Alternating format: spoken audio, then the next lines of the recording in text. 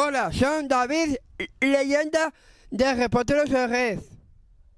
Hoxe estamos no cemiterio do Cean, en Nigrán, no acto do 20, cabonado na morte de Carlos Casares Mouriño. Moi bons días a todos, moitísimas gracias por vir. Hai 20 anos que morreu meu pai, aquilo foi obviamente un día moi tráxico, pero é un día de gran alegría, da que pode a veces ser difícil entender como se encontran eses sentimentos. Estes días asistín a varias homenaxes, a varios actos, preguntouse nos medios por como vivía eu estes días. E hai unha cousa que a mí me parece moi importante e que me gusta destacar, é dicir, das herdanzas que eu teño do meu pai, que certamente non son as materiais as importantes, porque o meu pai, digamos que non se centrou principalmente en acumular riqueza material, sino en outro tipo de riquezas. Unha é o legado cultural. É dicir, o que ten que ver ca miña cultura, ca miña bagaxe cultural, non está tan relacionada ca lectura, cos estudios, como con ter compartido a vida con el. O principal que eu aprendino falando e vivindo con el. Esa é unha das principais herdanzas que teño. E a segunda, seguramente a máis valiosa, é o recordo de todos os seus amigos. É dicir, prácticamente todo o que me pasou a min despois da súa morte sería imposible sin o cariño dos seus amigos.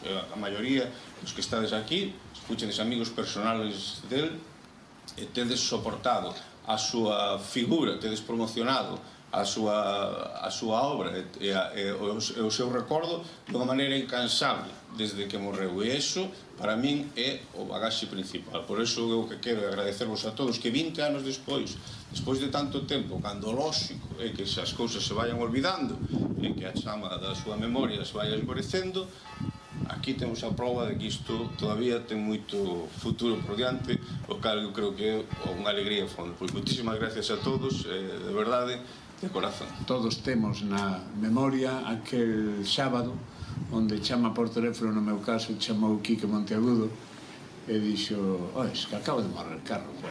O Carlos que o día anterior, a noite anterior, estivera na homenaxe a Francisco Fernández del Riego.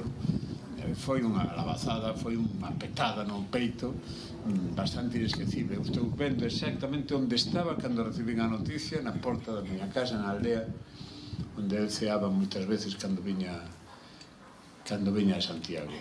Por tanto, hoxe é un día moi emocionante, pero tamén é unha memoria, Carlos, é unha prova de que 20 anos despois estamos aquí, segues vivo no noso corazón, na nosa lembranza, nos teus libros, nos teus traballos, nos teus proxectos, e a min me gustaría que se alguna vez chega unha situación así, pois que un fillo dixera o que acaba de decir Joca, porque é a mellor herencia que podes deixar. Moitas gracias. Ben, moitas gracias a todos por estar aquí. Eu represento neste acto a Consello da Cultura Galega. Todos saben que Carlos era o noso presidente naquel mal día 9 de marzo do ano 2002. Foi o terceiro dos nosos presidentes, asumiu o seu cargo con 55 anos, pero justamente esa minoridade que os presidentes anteriores foi o que lle deu a él unha característica que imprimiu tamén ao Consello e que nós hoxe aínda seguimos lembrando e agradecendo, que foi o dinamismo con que impulsou a institución e ademais marcou un rumbo que é o que seguimos mantendo nos aínda hoxe.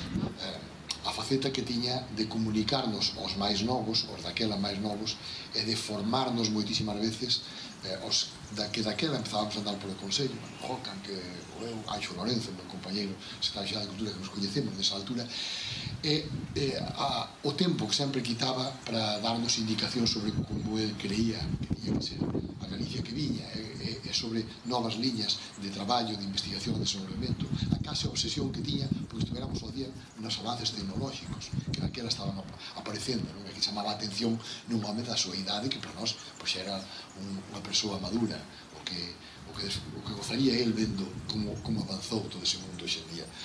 E nada máis remato cunha cunha frase que de agradecemento a esa inmensa persoa da cultura e da sociedade que foi Carlos Casares, unha frase que me dixo aquí hai 20 anos, o día do seu enterro, o tamén académico e amigo Xesús Ferro Rival, estaba con ele, estaba o meu carón, e Xesús Ferro fixo unha reflexión moi interesante, como se fai el, que dixo: cantos anos lle levará a Galicia fabricar outro home como Carlos Casares?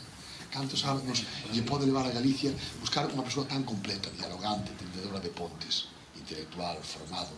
Nunca máis me esquece aquela frase, foi aquí hai 20 anos. Galicia en 20 anos pasaron moitísimas cousas, fabricou moitísimas cousas, temos moitas cousas, pero está claro que non temos un Carlos Casares, porque Carlos Casares evidentemente é unha personalidade irrepetible, tamén por iso hoxe estamos aquí. A figura de Carlos Casares necesita unha permanencia. Estamos moi afeitos ao Día das Letras Galegas, que foi un grande logro, un logro moi importante, pero todo concentramos aí. Hai figuras como Carlos Casares que deben permanecer de alguma maneira, figuras literarias. Estou falando xa no ámbito literario, no cultural. Esas figuras deben permanecer de alguma maneira, máis aladas homenaxes dos artiguiños de circunstancias, dos poemas e das mostras de afecto, que tamén son cada unha a súa maneira, cada un ao seu xeito.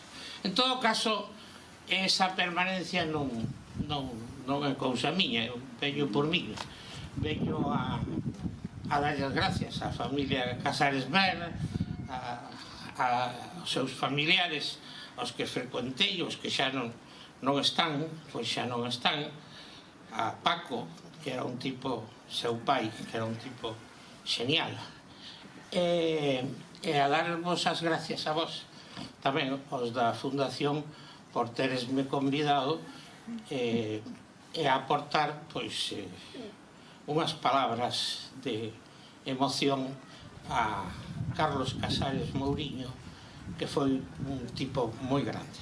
Gracias. Eu creo que me toca a min ser o portavoz de todos os veciños de Nigrán, non só dos veciños do Concello, de todo o Concello de Nigrán, sino tamén, sobre todo, dos veciños de Vilariño.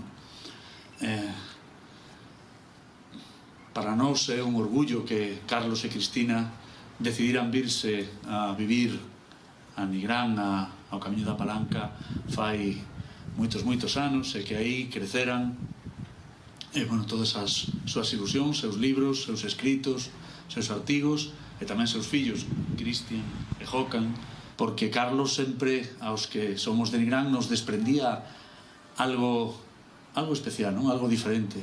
Por tanto, para nós, para os veciños e veciños de Nigrán, é unha tremenda honra que decididades, familia Casares Ver, vir a vivir e que manteñades, ademais, a vosa vivenda no Camiño da Palanca. É un orgullo que decidires tamén que seus restos descansen entre nós, porque eso fai 20 anos, eu lembro que vin ao entierro de Carlos, e que este cementerio non cabía xente, estaba cheo de xente, e moita desa xente era xente de Nigrán, eran veciños de Nigrán que conviviran con el, que viviran con el, e que realmente é o máis importante, que o querían. Por lo tanto, dende o corazón, moitísimas gracias, familia Carlos Casares, por decidir vivir en Nigrán. Moitas gracias. A cantiga número 1 e a número 2 de Martín Codas.